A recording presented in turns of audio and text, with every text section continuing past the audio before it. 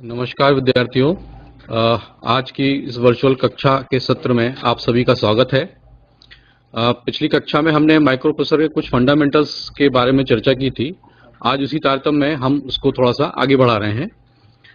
चर्चा करेंगे आज हम जो कवर करने वाले हैं वो हम कवर करेंगे ट्राई स्टेट बफर, जो हमने पिछली बार भी आपको बताया था। इस बार हम इसको थोड़ा सा रिपीट करेंगे ताकि आप इसको अच्छे से समझ लें। ट्राई स्टेट बफर के बारे में बताएंगे, मेमोरी का जो एड्रेस होता है, हर मेमोरी का एड्रेस होता है, उसको हम कैसे डिकोड करेंगे उसके बारे में चर्चा करेंगे। Reading and writing process in memory ये किस तरह से होता है ये हम आपको बताएंगे। 8085 माइक्रोप्रोसेसर का इंटरनल आर्किटेक्चर के बारे में आपको बताएंगे। रजिस्टर ऑफ 8085 में हमारे पास कौन कौन से रजिस्टर्स होते हैं उनके बारे में चर्चा करेंगे। 8085 के क्या क्या फ्लैग्स होते हैं उसके बारे में चर्चा करेंगे। और मेमोरी मैप, किसी भी चीज का मेमोरी मैप है वो किस तरह से हम उसको बनाएंगे और उसको किस तरह से डिकोड करेंगे इसके बारे में चर्चा करेंगे। 8085 में कौन कौन से एड्रेसिंग मोड्स होते हैं उसके बारे में चर्चा करेंगे। और 8085 के कितने तरह के इंस्ट्रक्शन सेट हैं उसके बारे में चर्चा करेंगे। और जो इंस्ट्रक्शन है वो किस तरह से एग्जीक्यूट होता है उसके बारे में चर्चा करेंगे।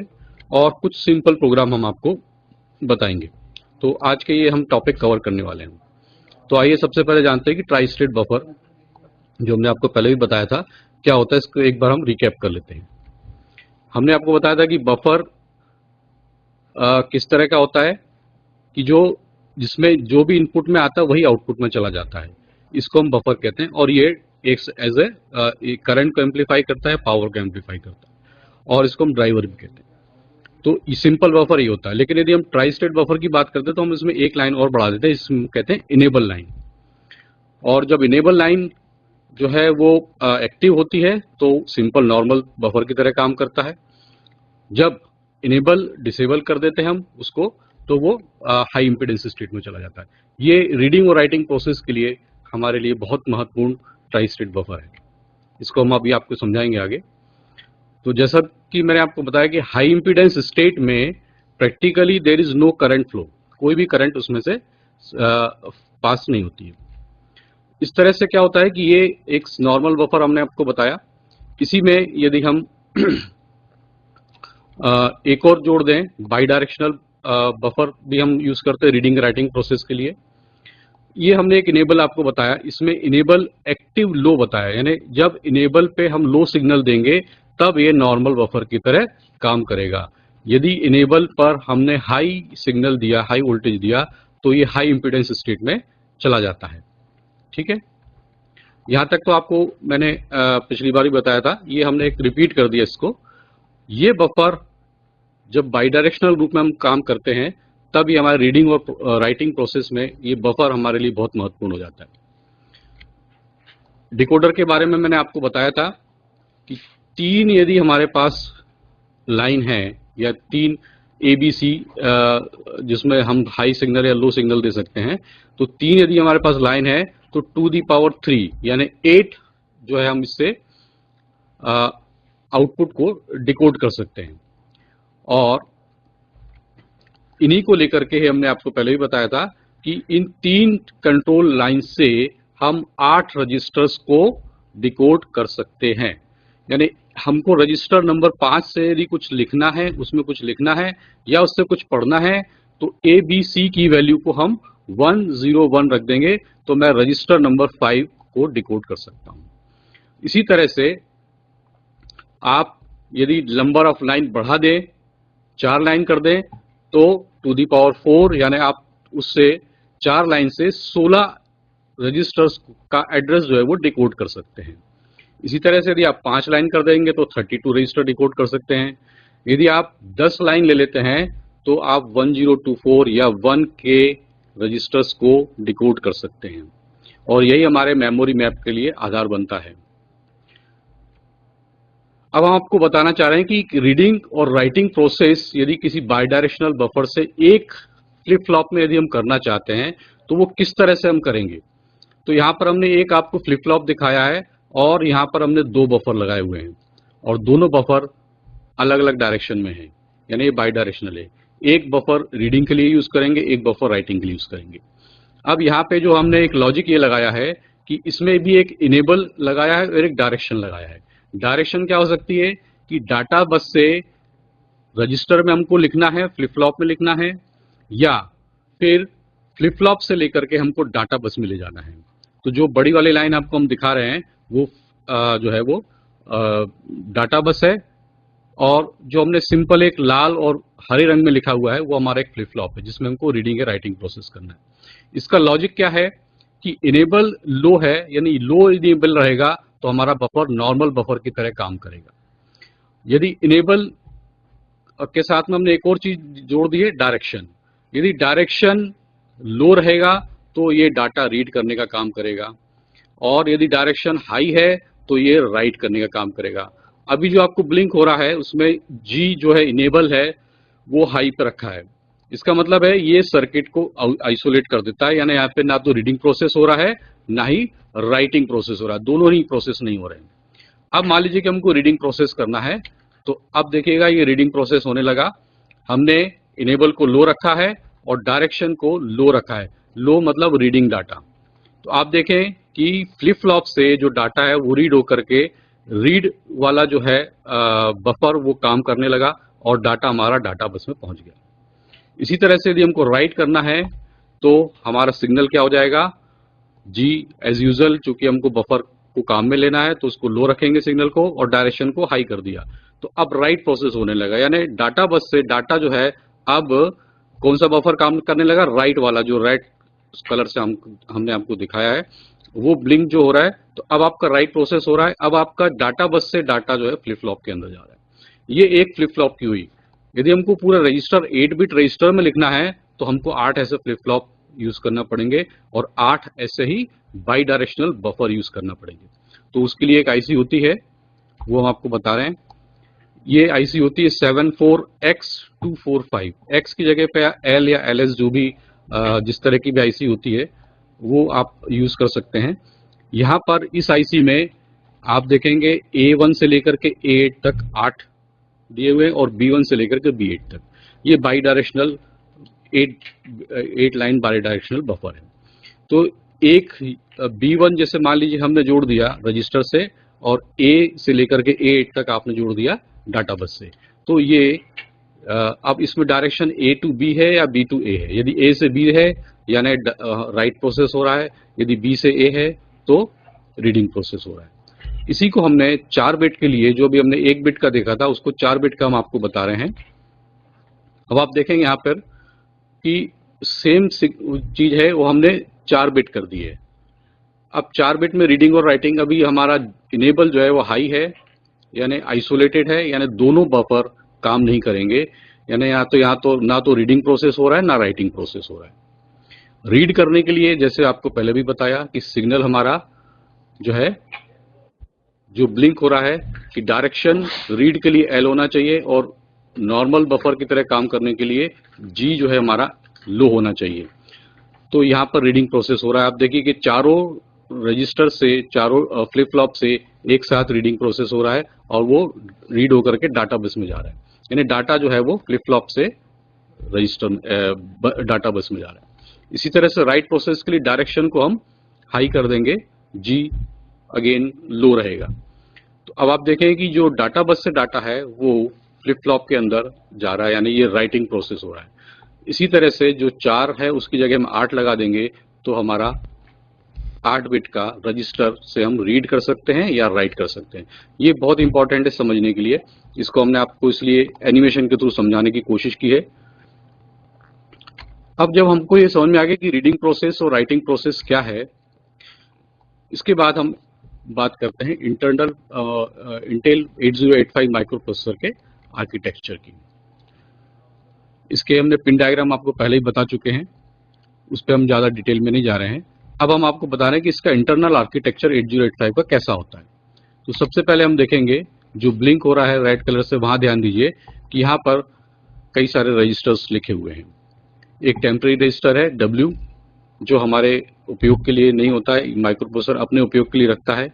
हमारे उपयोग के लिए जो रजिस्टर मिलते हैं वो है B, C, D, E और H L, ये रजिस्टर्स हमारे को मिलते हैं प्रोग्रामिंग करने के लिए। ये सब 8-8 बिट के रजिस्टर हैं। यदि हमको 16 बिट का कोई ऑपरेशन करना है तो B और C को मिला देंगे तो 16 बिट बन जाएगा, D और E को मिला देंगे तो 16 बन जाएगा, और H और L को मिला देंगे तो 16 बिट का ऑपरेशन हम कर सकते हैं। इसके बाद जो बहुत महत्वपूर्ण रजिस्टर हमारे लिए है एक्यूमुलेटर। जितने भी अर्थमेटिकल और लॉजिकल ऑपरेशन होते हैं उसमें एक्यूमुलेटर बीच में आता है। एक्यूमुलेटर में ही ऑपरेशन होते हैं। एक्यूमुलेटर जो है ये अर्थमेटिकल लॉजिकल यूनिट से जुड़ा होता है और फ्लैग्स के साथ में जुड़ा होता है। तो जब भी कोई ऑपरेशन होता है तो एक्यूमुलेटर में जो भी वैल्यू होती है उसके अकॉर्डिंगली कुछ फ्लैग सेट या रिसेट होते हैं। इसमें 5 तरह के फ्लैग होते हैं, इसके बारे में भी चर्चा करेंगे। ये 5 फ्लैग्स फ्लिप फ्लॉप हैं, ये सेट और रिसेट होते हैं और इसको हम प्रोग्रामिंग में उपयोग कर सकते हैं। इसके बाद जो सबसे महत्वपूर्ण है इस 8085 का वो है timing and control signal. Control signal ये डिसाइड करता है कि कौन सा काम किस समय पर होना है, किस समय पर रीड प्रोसेस होना है, किस समय पर राइट प्रोसेस होना है, कब इनपुट में लिखना है, इनपुट से डाटा लेना है, कब आउटपुट में डाटा देना है। ये सारा का सारा डिसाइड करता है timing and control unit with the control signal in accurate timing. Timing बहुत महत्वपूर्ण है, यदि टाइमिंग गड़बड़ हो गई तो सब कुछ गड़बड़ हो जाएगा। इसलिए ये बहुत महत्वपूर्ण सिग्नल जनरेट करता है। यहाँ से X1 और X2 जो है ये क्रिस्टल ऑसिलेटर होता है जो कि इसको क्लॉक फ्रीक्वेंसी देता है।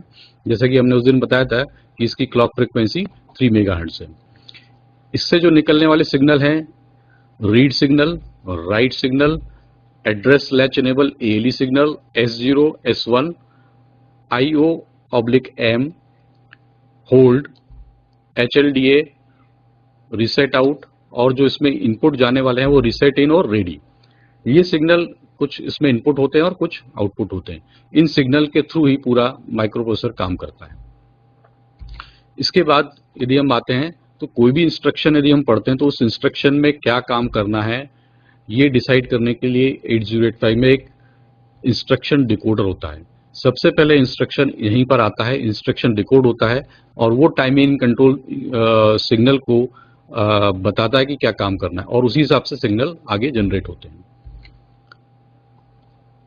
ये जो रजिस्टर्स हैं B, C, D, E और HL और इसमें और रजिस्टर्स हैं स्टैक पॉइंटर और प्रोग्राम काउंटर। इन सारे रजिस्टर से एड्रेस बफर, जैसे हमने आपको बताया कि रीडिंग और राइटिंग प्रोसेस के लिए बफर यूज करते हैं, तो यहाँ से आप देखें कि एड्रेस बफर 8 बिट का और डाटा एड्रेस 8 बिट का, ये दोनों मिलाकर के हम 16 बिट जनरेट कर सकते हैं। जैसे आपको मैंने बताया था कि 8085 जो है वो 8 बिट माइक्रो प्रोसेसर है, यानी इसकी डाटा बस 8 लाइन की है, लेकिन जो इसकी एड्रेस बस है वो 16 लाइन की है। इसके बाद इसमें इंटरप्ट कंट्रोल और सीरियल इनपुट आउटपुट कंट्रोल के लिए अलग यूनिट होती है जो कि अलग अलग सिग्नल को रिसीव करती है, जैसे RST signal, trap signal, serial input data, serial output data. ये सारे के सारे सिग्नल इनपुट आउटपुट होते हैं और ये एक सारी की सारी चीजें शेयर होती हैं through the internal 8 bit data बस। अब ये किस तरह से काम करता है ये आगे हम समझते हैं। तो कभी हमको इसमें 8085 के साथ में प्रोग्रामिंग करनी है तो हमें मालूम होना चाहिए कि हाँ कौन कौन से रजिस्टर हमें प्रोग्रामिंग के लिए अवेलेबल हैं, क्योंकि जो भी हम काम करेंगे वो डाटा पे काम करेंगे। डाटा यानी 8 बिट, कोई भी नंबर होगा। तो हमको जो प्रोग्रामिंग के लिए अवेलेबल है वो B रजिस्टर 8 बिट का, C रजिस्टर 8 बिट का। इन दोनों को यदि हम कंबाइन कर दें तो हम 16 बिट ऑपरेशन कर सकते हैं। जनरली ये डाटा पॉइंटर के लिए यूज किया जाता है। इसी तरह से D और E 8-8 बिट के हैं, इन दोनों को यदि कंबाइन कर दें तो हम 16 बिट ऑपरेशन कर सकते हैं। इसी तरह से H और L 8-8 बिट के हैं, दोनों को कंबाइन कर दिया तो 16 बिट का हम ऑपरेशन कर सकते हैं। और HL पेयर जनरली मेमोरी जो हमारा है उसको रेफरेंस के तौर पर एड्रेस बताने के लिए हम यूज करते हैं। इसके बाद जो है स्टैक पॉइंटर है और प्रोग्राम काउंटर है। ये दोनों 16 बिट के रजिस्टर्स हैं। इसके बारे में हम आपको आगे जब प्रोग्रामिंग करेंगे तो बताएंगे, तब आपसे चर्चा करेंगे। हमने आपको बताया कि इसमें एक फ्लैग्स होते हैं जो कि एक्यूमुलेटर में एडिशन ऑपरेशन, सब्ट्रैक्शन ऑपरेशन और लॉजिकल ऑपरेशन, जो भी ऑपरेशन हो रहा है, हर ऑपरेशन के बाद फ्लैग सेट और रिसेट होते हैं। तो इसमें 8 फ्लिप फ्लॉप्स हैं, जिसमें से 5 फ्लिप फ्लॉप हम फ्लैग्स के रूप में यूज करते हैं। पहला फ्लिप फ्लॉप है जो है वो कैरी फ्लैग का है, CY। ये D0, ये यदि आप 8 बिट ले लें तो उसमें D0 पोजीशन पर कैरी फ्लैग होता है। फिर D2 पोजीशन पर पैरिटी फ्लैग होता है, D4 पोजीशन पे ऑक्सिलरी कैरी है, D6 पोजीशन पे जीरो फ्लैग है और D7 पोजीशन पे साइन फ्लैग है। ये यदि आपको 8 बिट का यदि मैं कोई एक स्टेटस प्रोग्राम दे दूं तो आप पता लगा सकते हैं कि कौन सा फ्लैग सेट है और कौन सा फ्लैग रिसेट है। इस पूरे जो 8 बिट का है इसको हम बोलते हैं flag status for program status word, या PSW के नाम से जानते हैं। यदि PSW मेरा 5AH है, यानी हेक्साडेसिमल में 5A वैल्यू है, तो आप बता सकते हैं कि इसमें कौन सा फ्लैग सेट है या रिसेट है। अब यदि आपके पास कॉपी पेन है तो आप 5A को बाइनरी में डिकोड करिए 4-4 बिट में, और मुझे बताइए कि कौन कौन सा फ्लैग इसमें से सेट है और कौन सा फ्लैग रिसेट है। ये एक आप के लिए एक्सरसाइज है। सभी लोग कॉपी पेन ले लें और मुझे बताएं कि कौन सा फ्लैग सेट है इसमें और कौन सा फ्लैग रिसेट है। आपको D0, D1, D0 से D7 तक 8 बिट हो जाते हैं। 5 को आपको 4 बिट में लिखना है, A को भी आपको 4 बिट में लिखना है। 5 का बाइनरी क्या होगा? 0101,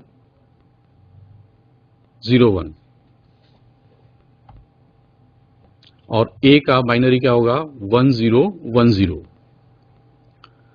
इस आधार पर मुझे बताएं कि कौन सा फ्लैग इसमें सेट है और कौन कौन से फ्लैग सेट हैं, केवल इतना बताएं।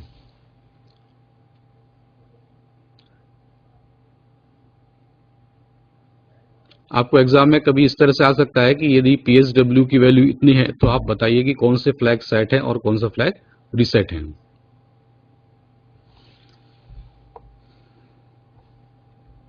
किसी ने किया इसको? कोई भी? हाँ,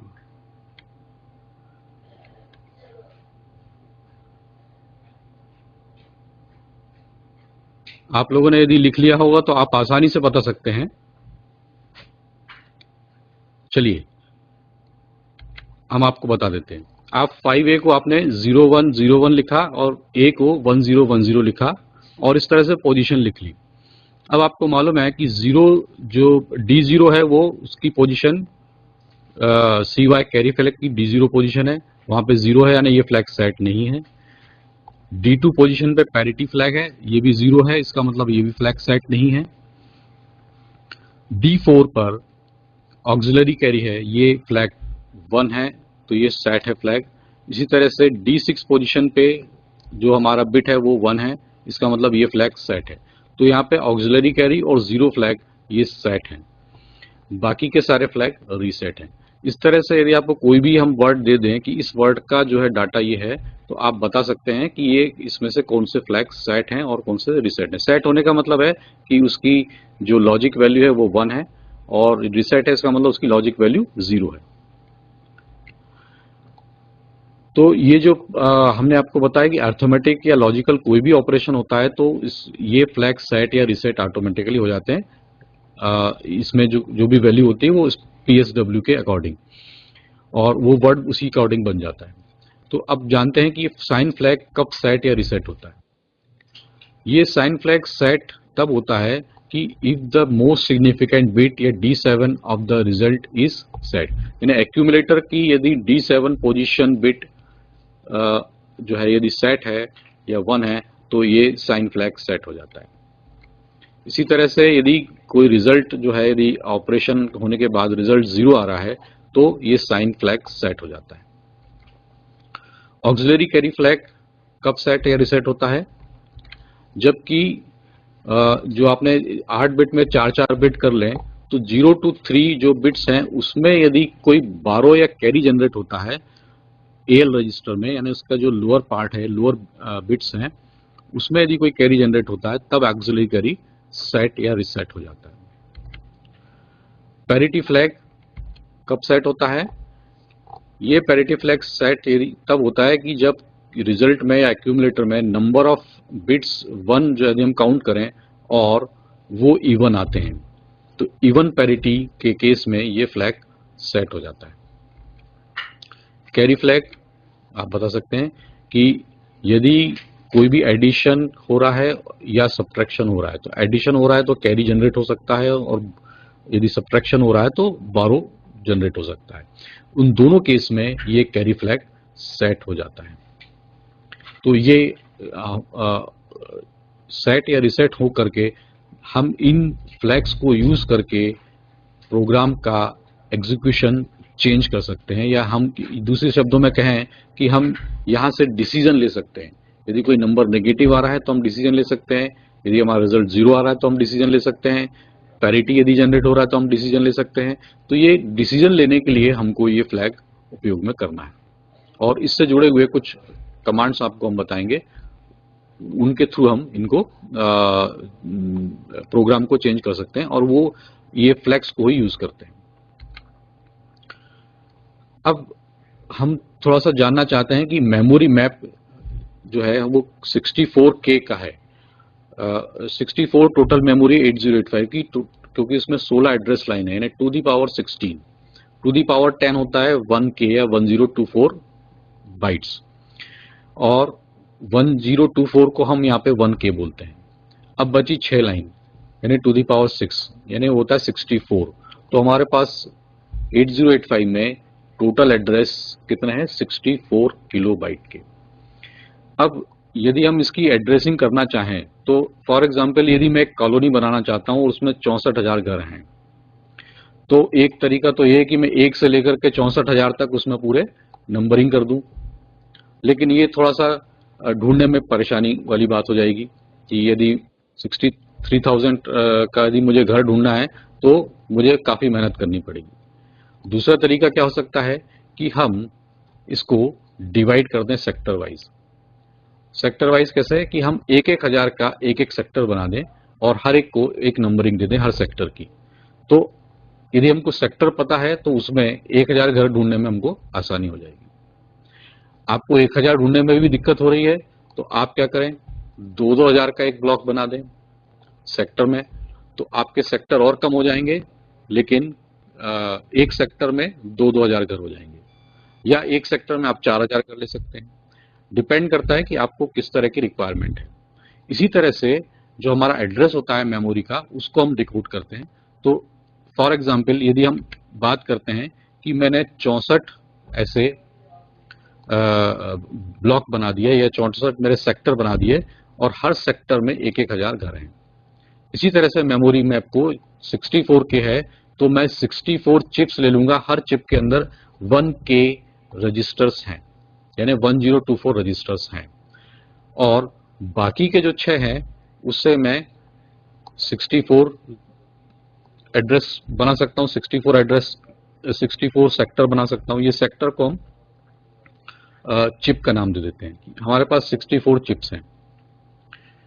इसी तरह से यदि मैं अब यहां पे देखेंगे आप कि 2 दी पावर 10 यानी 1K, यानी एक चिप के अंदर 1024 रजिस्टर्स हैं, और बाकी के जो बचे 6 लाइन उससे हम इन चिप्स को डिकोड कर सकते हैं। तो दो काम होंगे, पहला हम चिप डिकोडिंग करेंगे और उस चिप के अंदर उस पर्टिकुलर एड्रेस को डिकोड करेंगे।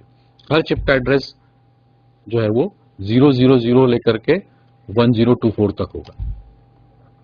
दूसरा ऑपरेशन हम ये कर सकते हैं, ये जो पूरी 64K की रेंज है वो 00 से लेकर के FFFFH तक होगी। हम यदि हर चिप को 2K यानी 2048 इतनी मेमोरी यदि हम दे दें तो हमारी नंबर ऑफ चिप कम हो जाएंगी, यानी एक बिट हमने बढ़ा दिया चिप के अंदर और एक बिट कम कर दिया चिप सिलेक्शन के लिए। तो इस तरह से हमारी नंबर ऑफ चिप कम हो गई, लेकिन एक चिप की मेमोरी बढ़ा दी हमने। तो हमको 32 चिप के अंदर हम पूरा 64K का मैप बना सकते हैं। इसी तरह से यदि मैं चिप की मेमोरी को और बढ़ा दूं, यानी अब मैं इसमें 12 लाइन ले लूं, तो टू दी पावर 12 से मैं 4K दे सकता हूं, और बची हुई बाकी जो 4 लाइन है उससे मैं 16 चिप्स को डिकोड कर सकता हूं। आपको ये भी रिक्वायरमेंट है कि नहीं मैं नंबर ऑफ चिप और कम रखना चाहता हूं, तो आप चिप का फिर से मेमोरी साइज बढ़ा दीजिए, यानी 8K कर दीजिए। अब आपको केवल 8 चिप चाहिए जो कि 8-8K की होंगी। तो इस तरह से मेमोरी मैप आप डिसाइड कर सकते हैं। हम अभी जो एग्जाम्पल देंगे आपको वो 2K मेमोरी है एक चिप के अंदर, और हमारे पास ऐसी 32 चिप्स हैं। इसको हम किस तरह से डिकोड करेंगे, माइक्रो प्रोसेसर किस तरह से डिकोड करता है, उसके बारे में चर्चा करेंगे। तो माइक्रो प्रोसेसर को मेमोरी से इंटरफेस करने के लिए मुख्य बातें क्या हो गई कि it should be able to select the chip of memory.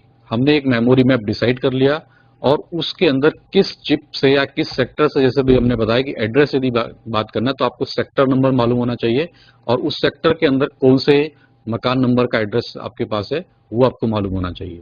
तो जब ये आपको मालूम होता है तो इस तरह से माइक्रो प्रोसेसर उस चिप को सिलेक्ट कर सकता है, और उस चिप के अंदर किस मेमोरी रजिस्टर से आपको पढ़ना है या उसमें लिखना है वो आइडेंटिफाई करना चाहिए उसको।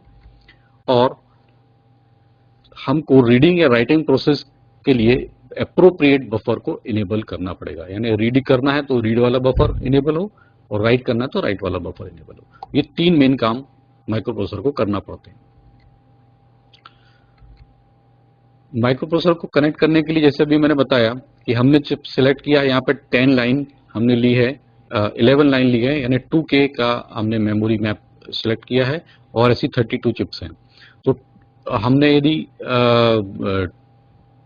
यहाँ पर 10 लाइन ली है तो 6 लाइन हमारी यूज होंगी चिप के लिए।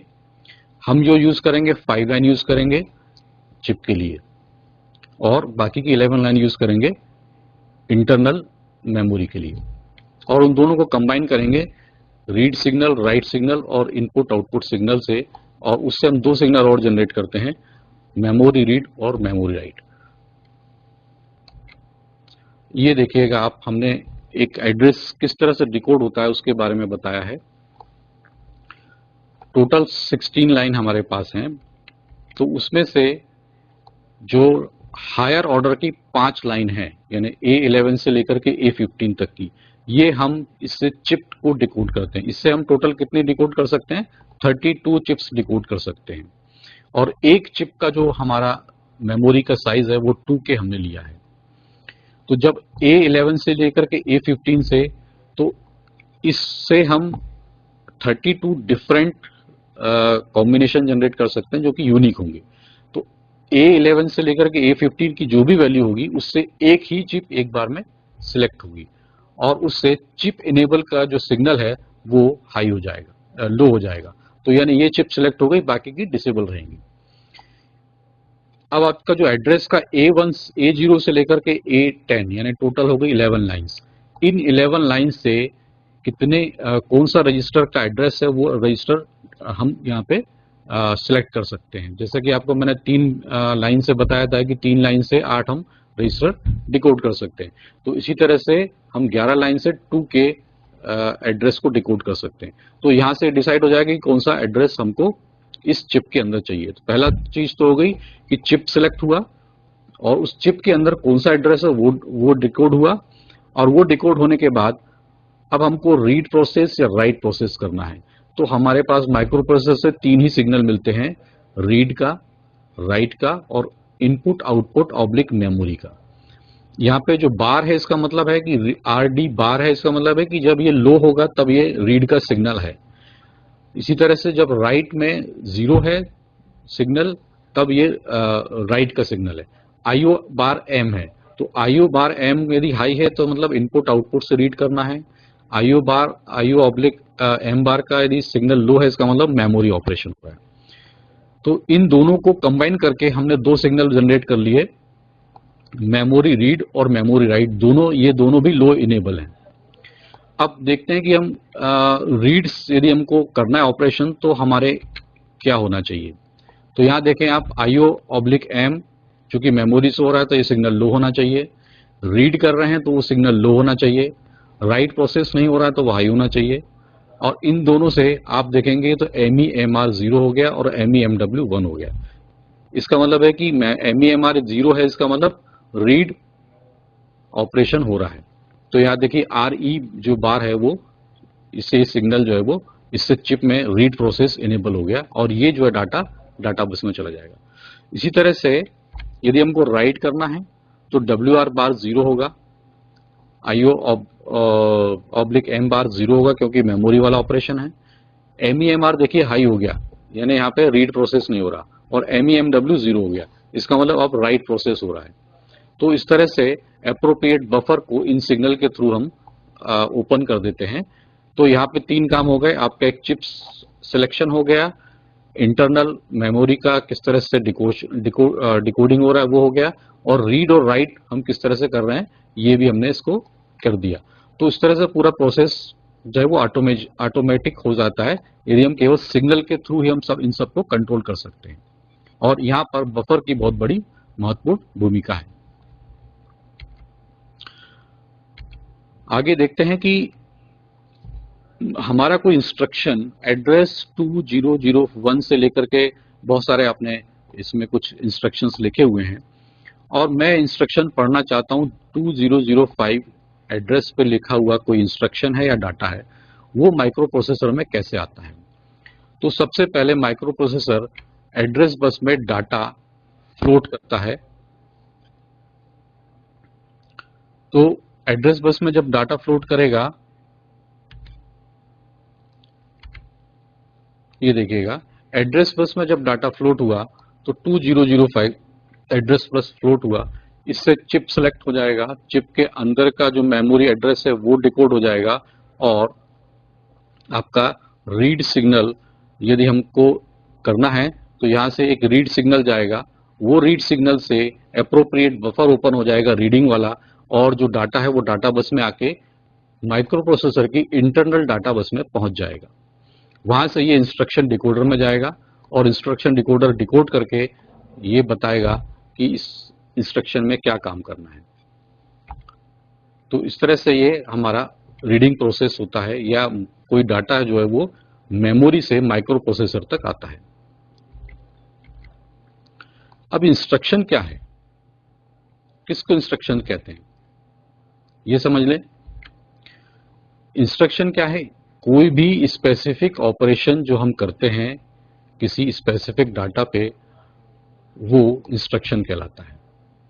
और यहाँ पे 2 चीज हैं, एक हमारा ऑपरेशन होना चाहिए कि हमारा ऑपरेशन क्या है, और डाटा क्या है। 2 महत्वपूर्ण चीजें हैं।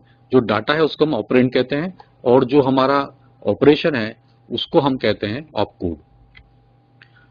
तो आपको ये पता होना चाहिए कि मुझे किस डाटा पे काम करना है, यानी मुझे ऑपरेंड के बारे में पता होना चाहिए। और जो भी डाटा हमारे पास है, जो रिक्वायर्ड डाटा है, वो मेमोरी में या एक्यूमुलेटर में या जनरल पर्पस रजिस्टर में हम स्टोर कर सकते हैं। तो ये इंस्ट्रक्शन ये काम करता है कि आपका डाटा जो है वो या तो मेमोरी से एक्यूमुलेटर में लेके आएगा, या रजिस्टर में लेके आएगा, या रजिस्टर से मेमोरी में लेके जाएगा। ये डाटा ट्रांसफर हो जाते हैं। या एडिशन करना है, सब्ट्रैक्शन करना है, ये सारे इंस्ट्रक्शन है। एडिशन करना है लेकिन किसके साथ करना है, किस पे करना है, वो आपके इंस्ट्रक्शन में शामिल हो जाता है। फॉर एग्जाम्पल, मैंने लिखा मेरा टास्क क्या है कि एक रजिस्टर C है, उसके अंदर कोई कंटेंट है और उसको मुझे रजिस्टर A में कॉपी करना है। तो यहाँ पे एक इंस्ट्रक्शन होता है मूव, MOV होता है, और पहला जो रजिस्टर का नाम होता है वो डेस्टिनेशन रजिस्टर होता है, और कॉमा लगा कर हम सोर्स रजिस्टर का नाम लिखते हैं। तो चूंकि मुझे C रजिस्टर से A रजिस्टर में ले जाना है, तो यहां मैंने लिखा MOV A, C। इसका मतलब है कि C के कंटेंट A में कॉपी हो जाते हैं। C के कंटेंट मूव होगा ऐसा नहीं, C में जो कंटेंट है वो बने रहेंगे, लेकिन A में भी वही कंटेंट हो जाएंगे जो C के कंटेंट है। तो यहाँ पे एक इंस्ट्रक्शन हो गया MOV, यहाँ पर एक ऑपरेंड हो गया A, C आपका MOV जो है वो ऑपकोड हो गया, और A, C ऑपरेंड हो गए। इसी तरह से यदि मुझे B रजिस्टर के कंटेंट को ए रजिस्टर के साथ में जोड़ना है तो मेरा कमांड होता है ऐड बी। ऐड आपका ऑपकोड हो गया और बी जो है वो ऑपरेंड हो गया। तो इस तरह से आपको ये इंस्ट्रक्शन सेट पूरा 8085 के मिलेंगे। अब देख लेते हैं इंस्ट्रक्शन सेट में क्या क्या चीजें हैं।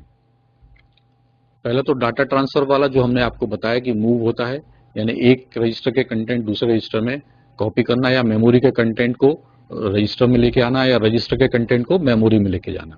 तो इन बिटवीन जो भी होता है वो डाटा ट्रांसफर होता है। दूसरा होता है अरिथमेटिक ऑपरेशन। अरिथमेटिकल ऑपरेशन में ऐड करना, सब्ट्रैक्ट करना, इंक्रीमेंट करना और डिक्रीमेंट करना। इंक्रीमेंट मतलब किसी भी रजिस्टर को, जैसे हमने लिखा INRC, इसका ये मतलब होता है कि increment the content of C register by 1, एक से इंक्रीमेंट कर दो। इसी तरह में से यदि मैं लिखूंगा DCRC, इसका मतलब है कि सी के कंटेंट को एक से डिक्रीमेंट कर दो। तो इस तरह से अरिथमेटिक ऑपरेशन के लिए इस तरह से आपके इंस्ट्रक्शंस होते हैं। फिर होते हैं लॉजिकल ऑपरेशन। उसके लिए लॉजिकल ऑपरेशन कौन कौन से होते हैं? एंड, और एक्सॉर और रोटेट, ये लॉजिकल ऑपरेशन होते हैं। यहाँ पे हमने लिखा है ANI A, 24। इसका मतलब होता है कि and immediate the content of A with the 24H, यानी 24H और A के जो भी कंटेंट हैं वो आपस में एंड ऑपरेशन उसके अंदर हो जाएगा। और ये बिट बाय बिट एंड होता है, यानी D0 बिट A का और 24 को आप जो है कन्वर्ट करेंगे बाइनरी में, तो D0 बिट D0 के साथ में एंड होगा। ये हम आपको एक ऑपरेशन करके बताएंगे। इसी तरह से कंट्रोल ट्रांसफर, जैसे मैंने आपको बताया था कि जो रजिस्टर्स होते हैं उनके थ्रू हम सीक्वेंस ऑफ एग्जीक्यूशन चेंज कर सकते हैं। तो यहाँ पे कंडीशन जो होता है वो दो तरह की होती है। एक तो कंडीशनल होता है जंप, और अनकंडीशनल होता है। यानी अनकंडीशनल यानी आप कोई कंडीशन नहीं देखना है और आपने सीक्वेंस को बगैर किसी कंडीशन के चेंज कर दिया। और एक होता है कि सीक्वेंस को चेंज करना है किसी कंडीशन के तहत। तो जहां पे हमने एक कमांड लिखा है JC2010। 2010 एड्रेस है मेमोरी का। JC का मतलब होता है जंप ऑन कैरी, यानी कोई ऑपरेशन होने के बाद कैरी जनरेट हुआ है तो जंप कर जाइए 2010 एड्रेस पर। ये कंट्रोल ट्रांसफर के इस तरह से इंस्ट्रक्शंस होते हैं। और कई सारे और दूसरे भी होते हैं। सेटिंग, क्लियरिंग फ्लैग होता है, इनेबल, डिसेबल, इंटरप्ट होता है, स्टैक ऑपरेशन होते हैं। इसके बारे में भी हम एडवांस जब लेवल पे जाएंगे तो चर्चा करेंगे। तो ये बेसिक ऑपरेशन होते हैं: data transfer, arithmetical, logical and control transfer. ये कुछ मैंने एक लिस्ट किए हुए हैं, ये आपको किसी भी किताब में मिल जाएंगे। मूव के लिए देखिए मैंने लिखा है MOV RD, RS। RD का मतलब होता है डेस्टिनेशन रजिस्टर और RS का मतलब होता है सोर्स रजिस्टर। तो R और S की जगह पर आपका जो भी रजिस्टर है A, B, C, D जो भी होंगे वो आ जाएंगे। इसी तरह से MVI मतलब move immediate the 8-bit data into the destination register. Move R, M मतलब यदि हम मूव A, M लिखेंगे मतलब मेमोरी से रजिस्टर A में कंटेंट आ जाएंगे। LDAX यानी load accumulator register pair with the address. STA 16-bit मतलब store the accumulator on the 16-bit address, यानी इस एक्यूमुलेटर की जो भी कंटेंट है वो 16-bit एड्रेस जो भी आप देंगे वहां पे जाके वो स्टोर हो जाएगा। तो इस तरह से कुछ डाटा ट्रांसफर है इंस्ट्रक्शन। अरिथमेटिकल ऑपरेशन में आप देख सकते हैं ये सारे बुक में दिए हुए, मैंने केवल एक लिस्ट किया है, इसके बारे में डिटेल में हम बाद में चर्चा करेंगे। ऐड R का मतलब है कि ऐड B लिखा तो B के कंटेंट A में ऐड हो जाएंगे। ऐड C लिखा तो C के कंटेंट A में ऐड हो जाएंगे, और जो हमारा रिजल्ट है वो अगेन A में ही रहेगा। ADI मतलब ऐड इमीडिएट करना है 8-bit, जो भी आपने 8-bit डाटा दिया वो एक्यूमुलेटर में ऐड हो जाएगा। इसी तरह से subtract R, SUI 8, increment R, decrement R, INX RP। INX मतलब जो रजिस्टर पेयर है, जैसे मान लीजिए HL पेयर बन गया तो यहाँ पे INX H लिखने का मतलब है कि HL पेयर की बात हो रही है। तो यहाँ पे INR नहीं लिखा, INX X हमेशा पेयर को रिप्रेजेंट करता है। तो यहाँ पे HL पेयर का जो भी वैल्यू होगी उसको हम 1 से इंक्रीमेंट कर देंगे। जैसे HL पेयर में 2005 यदि है और आपने INX-H दिया तो इसकी वैल्यू 2006 हो जाएगी। इसी तरह से इंक्रीमेंट M, डिक्रीमेंट M, तो इंक्रीमेंट M का मतलब है कि जो मेमोरी लोकेशन HL पेयर बता रहा है, जैसे मैंने मान लीजिए कि 2005 है और उसमें कंटेंट 20H है, तो INR-M करने का मतलब है कि वो 20 वो 21H हो जाएगा। इसी तरह से डिक्रीमेंट करेंगे तो वो 19H हो जाएगा। तो इस तरह से अर्थमेटिकल इंस्ट्रक्शंस यहाँ पे मिलते हैं।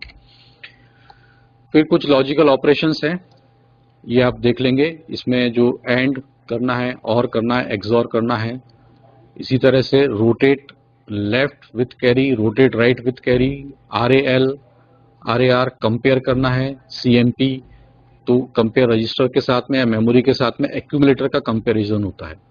तो ये कुछ इंस्ट्रक्शन है, ये आप लोग बुक में देख लेंगे और जैसे जैसे आप प्रोग्रामिंग पे आते जाएंगे ये इनका आप लोग सीखते जाएंगे। कुछ ब्रांच इंस्ट्रक्शंस हैं, जैसे मैंने बताया कि जंप ऑन पैरिटी 16 बिट, या jump on 0, jump on, jump if not 0, jump on carry, call, return, ये सारे ब्रांच इंस्ट्रक्शंस हैं जो कि फ्लैग को यूज करते हैं, या रिटर्न और कॉल जो है अनकंडीशनल जंप है। अब इंस्ट्रक्शन फॉर्मेट जो है वो किस तरह से होता है इसके बारे में थोड़ा सा चर्चा कर लें। तो इंस्ट्रक्शन फॉर्मेट हम देखेंगे तो ये 1 वर्ड के हो सकते हैं, 2 वर्ड के हो सकते हैं और 3 वर्ड के हो सकते हैं। तो कौन से इंस्ट्रक्शन 1 वर्ड के होंगे, कौन से 2 वर्ड के होंगे और कौन से 3 वर्ड के होंगे। यहाँ पे वर्ड से ये मीनिंग है कि यहाँ पर 8085 में जो हमारा डाटा है वो 8 बिट का या 8 बिट माइक्रो प्रोसेसर है, तो यहाँ पे 1 वर्ड की वैल्यू 1 बाइट है, इसलिए इसको 1 बाइट इंस्ट्रक्शन भी कहते थे। लेकिन जब आप 8086 में जाएंगे तो वहां पे 16 बिट का जो है वो एक हमारा डाटा होता है, तो उसको 16 बिट के लिए हम उसको 1 वर्ड कहेंगे। तो वहां 1 वर्ड का मतलब 16 बिट है, यहाँ 1 वर्ड का मतलब 1 बाइट है। तो इसमें पहले तो हम ये देखते हैं कि हमारा टास्क क्या है, ऑपकोड क्या है, ऑपरेंड क्या है, और उसका हेक्स कोड 8085 के केस में आपको लिस्ट दी हुई होती है, वहां से आपको मिल जाती है। तो जैसे मान लीजिए कि हमने कहा इंस्ट्रक्शन की copy the content of accumulator in register C, तो कॉपी करने का मतलब हमको मूव करना है, ट्रांसफर वाला डाटा है, तो MOV ऑपकोड हो गया, ऑपरेंड C, A हो गया। अब MOV C, A का हेक्स कोड है वो 4F, और उस 4F को ये माइक्रो प्रोसेसर में इंटरनली ये जो भी काम होता है वो सब बाइनरी में होता है, तो ऑटोमेटिकली वो बाइनरी में कन्वर्ट हो गया 0100 और 1111। ये कोड में और कुछ नहीं है, केवल एक 8 बिट का है, इसलिए या 1 बाइट का है, इसलिए हम इसको 1 बाइट इंस्ट्रक्शन या 1 वर्ड इंस्ट्रक्शन कहेंगे। इसी तरह से यदि ऐड B कहा हमने कि add the content of register B to the accumulator, तो ऐड हमारा ऑपरेशन क्या हो गया, ऐड हो गया, यानी ऑपकोड ऐड हो गया। ऑपरेंड किस रजिस्टर पे कर रहे हैं, B रजिस्टर पे। इसका हेक्स कोड होता है 80H, 80H का बाइनरी कोड आप कन्वर्ट कर देंगे। अगेन यहाँ पे 8 बिट है या 1 बाइट है, तो 1 बाइट या 1 वर्ड इंस्ट्रक्शन हो गया। आइए अब जानते हैं कि 2 वर्ड कैसे होते हैं। जैसे मैंने कहा कि load an 8 bit data byte in the accumulator, तो इसमें 2 पार्ट हैं। लोड 8 बिट यानी लोड करना है डाटा को, तो MVI इमीडिएटली हमको मूव करना पड़ेगा, तो MVI A, MVI आपका ऑपरेशन हो गया, ऑपरेंड हो गया, किस में मूव करना है, A में, तो A इसके लिए MVI A के लिए एक इंस्ट्रक्शन हो गया 3E, और जो भी डाटा आप देंगे वो 8 बिट का होगा, तो पहला बाइट जो है वो आपका ऑपरेशन हो गया, उसके लिए 1 बाइट हो गया, और जो डाटा है वो 1 बाइट अगेन हो गया, तो 2 डाटा बाइट हो गया, यहाँ पे 2 बाइट हो गया, तो ये 2 बाइट इंस्ट्रक्शन कहलाता है या 2 वर्ड इंस्ट्रक्शन कहलाता है। तो जहां पे भी MVI वाले आपको आएंगे, जहां पे भी एक सिंगल 8 बिट का डाटा है वो इमीडिएटली मूव करना है, वो सब 2 बाइट इंस्ट्रक्शन है। 3 बाइट में क्या होगा, जहां भी एड्रेस आ जाएगा वो 3 बाइट इंस्ट्रक्शन बन जाएंगे। जैसे transfer the program sequence to the memory location 2085, इसके लिए इंस्ट्रक्शन है JMP, ये ऑपरेशन है। JMP का जो हेक्स कोड है वो C3 है। 2085 हमारा एड्रेस है जो कि 2 बाइट है या 16 बिट है। तो यहां पर हम 85 जो है इसका लोअर एड्रेस पहले लिखते हैं और उसका जो हायर एड्रेस है 20 वो हम बाद में लिखते हैं। तो यहाँ पे 1 बाइट हो गया इंस्ट्रक्शन के लिए, दूसरा बाइट लोअर एड्रेस के लिए हो गया और तीसरा बाइट हायर एड्रेस के लिए हो गया। तो यहाँ पे 3 बाइट हो गए इंस्ट्रक्शन में, इसलिए 3 बाइट इंस्ट्रक्शन या 3 वर्ड इंस्ट्रक्शन कहलाता है। तो ये हमने जान लिया कि 1 वर्ड कौन सा है इंस्ट्रक्शन, 2 वर्ड कौन सा है और 3 वर्ड कौन सा है। जहां पर भी केवल एक इंस्ट्रक्शन आ रहा है और कोई डाटा या एड्रेस नहीं है वो 1 बाइट है। जहां पे एक 1 बाइट का इंस्ट्रक्शन आ रहा है, डाटा आ रहा है, वो 2 बाइट हो जाएगा और जहां पे एड्रेस इन्वॉल्व है वो 3 बाइट इंस्ट्रक्शन हो जाएंगे। तो आइए अब हम आगे चलते हैं कि हमको यदि 2 नंबर को ऐड करना है तो हमको प्रोग्राम कैसा लिखना पड़ेगा। तो सबसे पहले हम क्या करेंगे कि कोई भी एक नंबर हम एक रजिस्टर में लेके जाएंगे, क्योंकि जो भी हमारा ऑपरेशन होना है वो रजिस्टर के थ्रू ही होना है, तो वो डाटा हमारा रजिस्टर में जाना चाहिए। तो लोड द नंबर, मान लीजिए कि हमने यहाँ पे ले लिया 32H, H फॉर हेक्साडेसिमल, तो नंबर है 32, H लिखने का मतलब है कि ये हेक्साडेसिमल नंबर को रिप्रेजेंट कर रहा है। तो एक रजिस्टर में आपने 32 लोड कर दिया और दूसरे रजिस्टर में आपने 42 लोड कर दिया। अब बचा काम क्या है कि इन दोनों रजिस्टर को ऐड कर दीजिए और इन रजिस्टर का जो रिजल्ट आएगा वो सी रजिस्टर में हमने सेव करना है। ये हमारा एक टास्क है, ठीक है। ये स्टेप बाय स्टेप होगा। पहले हम एक नंबर 32 जो है H जो है एक रजिस्टर में ले जाएंगे, 48 दूसरे में ले जाएंगे, ऐड करेंगे और उसको ट्रांसफर कर देंगे सी में, और उसके बाद हमारा प्रोग्राम रुक जाएगा। तो इसको हम असेंबली लैंग्वेज में कैसे लिखेंगे, देखिए। अब सबसे पहले हमको क्या करना है, एक 32H को जो है हमने 32 को हमने एक्यूमुलेटर में मूव किया, तो MVI A32 यानी load the number 32 in accumulator. Second number है उसको हमने बी में मूव किया और दोनों को ऐड कर दिया। यहां ध्यान रखिएगा कि ए में जो भी रजिस्टर है, जो भी ऑपरेशन होना है ए में होना है।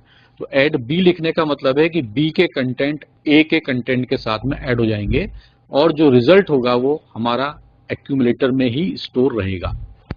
अब एक्यूमुलेटर में रिजल्ट आ गया आपका ऐड करने के बाद, इसको क्या करना है, केवल ट्रांसफर करना है सी रजिस्टर में।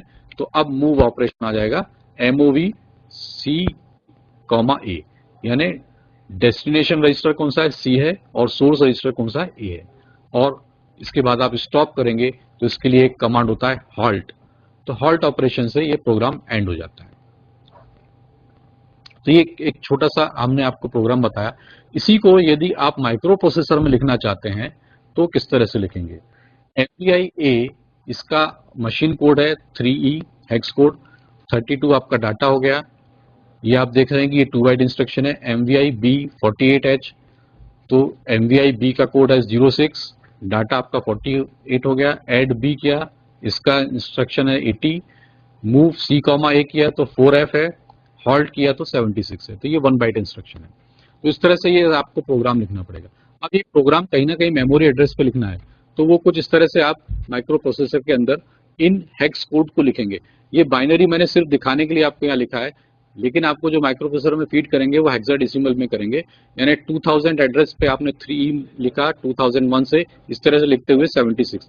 तो जब आप प्रोग्राम रन करेंगे तो माइक्रो प्रोसेसर को बताएंगे कि मेरा प्रोग्राम एड्रेस नंबर 2000 से स्टार्ट होता है, और आप इसको बिल्कुल सीक्वेंस में ही लिखेंगे। वो आगे के पढ़ता चला जाएगा जब तक कि उसको हॉल्ट का इंस्ट्रक्शन नहीं मिल जाए। तो ये 1 बाय 1 एग्जीक्यूट करता चला जाएगा सीक्वेंस में। अब थोड़ा सा जान लेते हैं कि एड्रेसिंग मोड्स क्या होते हैं, क्योंकि हमने जितने भी ऑपरेशन देखे उसमें कुछ ना कुछ काम हो रहा है। तो पहला डायरेक्ट एड्रेसिंग है, जिसमें कि हम एड्रेस को डायरेक्ट यहाँ पे लिख रहे हैं। जैसे मैंने लिखा LDA यानी load the accumulator with the content of 3234H, यानी 3234H एड्रेस में जो भी कंटेंट है वो डायरेक्ट एक्यूमुलेटर में आ जाएंगे। इसी तरह से मैंने लिखा STA 3434H, इसका मतलब है कि जो एक्यूमुलेटर में वैल्यू है वो 3434 एड्रेस पर कॉपी हो जाएंगे। रजिस्टर एड्रेसिंग में रजिस्टर को एड्रेस करना है, मूव A, B या move C, E between the registers. Register indirect addressing, इसमें मेमोरी इन्वॉल्व हो जाती है।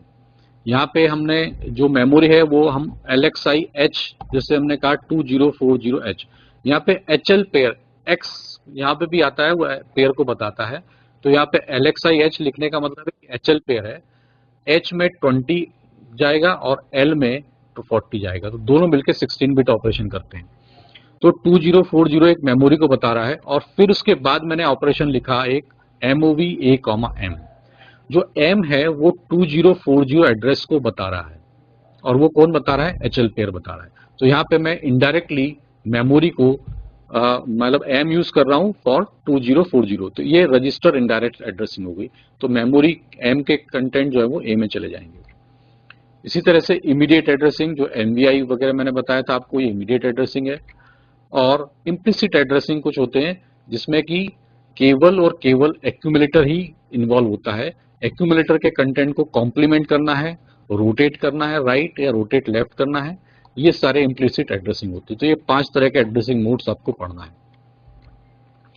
फिर इसमें एग्जीक्यूशन साइकिल यदि हम थोड़ा समझ लें तो इसमें टी स्टेट्स होते हैं। टी स्टेट्स को हम क्या बोलते हैं कि एक ऑपरेशन का सब डिवीजन जो कि एक क्लॉक पीरियड में संपन्न होता है।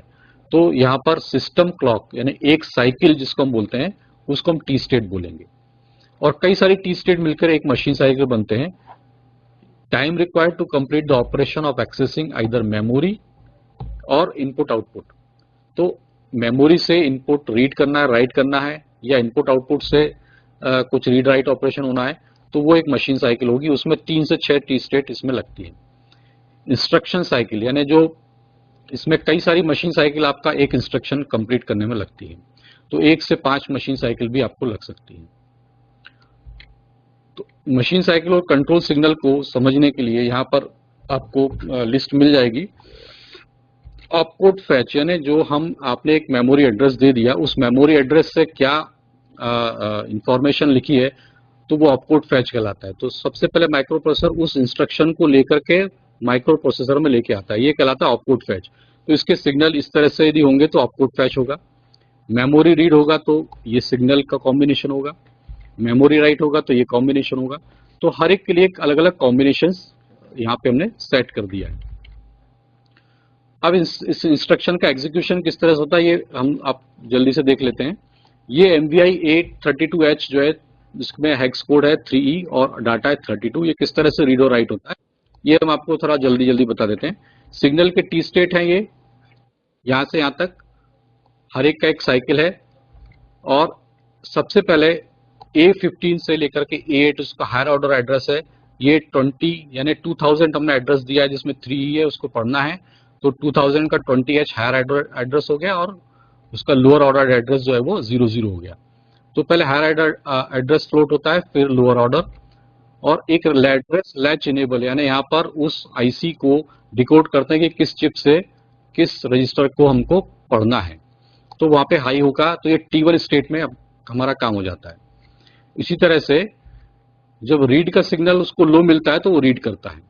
तो अब यदि T1 में देखें तो सबसे पहले T1 साइकिल में क्या क्या काम हो रहा है, हायर ऑर्डर एड्रेस फ्लोट हो गया, लोअर ऑर्डर एड्रेस फ्लोट हो गया, एड्रेस लैच इनेबल हाई है यानी आपके चिप सिलेक्शन हो गया और एड्रेस डिकोड हो गया, और उसके बाद यहाँ पर रीड सिग्नल हाई है यानी यहाँ पर रीडिंग प्रोसेस नहीं हो रहा है। अब रीडिंग प्रोसेस कहाँ हो रहा है, ये T2 और T3 में आप देखेंगे कि एड्रेस लैच इनेबल लो हो गया और रीडिंग प्रोसेस रीड का जो सिग्नल है वो लो हो गया ना, यहाँ पे T2 T3 में रीड हो रहा है, ऑपकोड 3 माइक्रो प्रोसेसर में पहुंच गया। और यहाँ पर ये जो मैंने आपको बता रहा है कि ये इस साइकिल में रीड ऑपरेशन हो रहा है। इसी तरह से T4 में आप देखेंगे कि रीड ऑपरेशन हाई है यानी कोई रीडिंग प्रोसेस नहीं हो रहा है, और T5 में अगेन आप देखेंगे कि 2001 एड्रेस को डिकोड करना है तो वो उसी तरह से डिकोड हो रहा है, और अगेन T6 और T7 में रीडिंग प्रोसेस हो रहा है जो कि डाटा है 32H। तो इसको हमको 2 मशीन साइकिल लग रही हैं इस इंस्ट्रक्शन को एग्जीक्यूट करने के लिए। इस तरह से आपके बुक में बहुत सारे फॉर्मेट मिल जाएंगे, आप समझ सकते हैं इनको। अब कुछ सिंपल प्रोग्राम को देखने थे लेकिन समय की थोड़ी बाध्यता है, इसको हम अगले लेक्चर में कंप्लीट करेंगे। जस्ट 2 या 3 हम क्वेश्चन ले सकते हैं फटाफट, जिसको भी आपको पूछना है तो क्वेश्चन आप जो भी आपके मन में डाउट है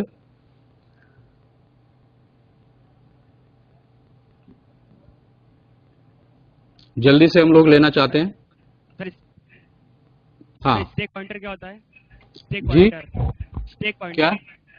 हाँ, स्टैक पॉइंटर, हाँ स्टैक पॉइंटर के बारे में हम आपको अगले लेक्चर में बताएंगे, अभी डिटेल में उसके बारे में चर्चा करेंगे। अभी जो हमने आपको बताया उसमें कोई डाउट हो तो आप पूछें। स्टैक पॉइंटर के लिए हमको बहुत सारा पढ़ना पड़ेगा, उसके बारे में अगले लेक्चर में चर्चा करेंगे। और कोई जो डाउट अभी तक जो हमने आपको बताया उसमें कोई डाउट हो तो आप पूछिए।